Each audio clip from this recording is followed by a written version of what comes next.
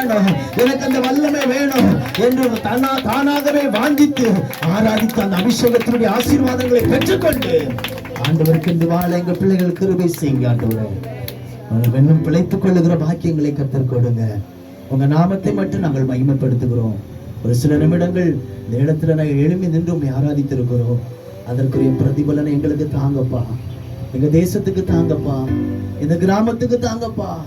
எத்தனையோ கிராமத்தின் பிள்ளைகள், இந்த கிராமத்துல வாழுகிற எத்தனையோ குடும்பங்கள் நிம்மதி இல்லாம, சமாதானம் இல்லாம, வியாதியோடு, பலவீனத்தோடு, கஷ்டத்தோடு, ரட்சிப்பில்லாத அனுபவத்துல அவை தாறுமாறான வாழ்க்கையில வாழ்ந்து குடித்து வெறித்து துன்மார்க்கமாய் வாழுகிற எத்தனையோ ஜனங்கள் இந்த இடத்துல ஒரு ரட்சிப்பின் அனுபவம் பெற்றுக்கொள்ளாதபடி இருக்கிறாங்கப்பா. இந்த ஜனங்கள் எல்லாம் ரட்சிக்கப்படணுமே ஆண்டவரே. இந்த ஜனங்கள் எல்லாம் ஆண்டவரை அறிந்து கொள்ளணுமே ஆண்டவரே. அதற்கு எங்களை மாதிரியா நிறுத்துங்கப்பா. அதற்கு எங்களை அடையாளமாய் மாற்றுங்க ஆண்டவரே. இயேசுவே அற்புதங்களை செய்து நடத்துங்க. வந்திருக்கிற ஒவ்வொரு பிள்ளைகளையும் கர்த்தர் ஆசீர்வதிங்க. தொடர்ந்துள்ள பகுதிகளை எங்களுக்கு ஆசீர்வாதமாய் மாற்றி தாங்கப்பா. உற்சாகத்தோடு உடைய சமூகத்தில் இருக்க கர்த்தர் கிருபை தாரும். உங்க நாமத்தை மட்டும் இந்த கிராமத்தில் உயர்த்துகிறோம். பலப்படுத்தும் ஆத்துமாக்களை தாரும். இயேசுவின் நாமத்தில் ஜெபிக்கிறோம். எங்கள் ஜெபங்களும் ஜீவனுள்ள நல்ல பிதாவே.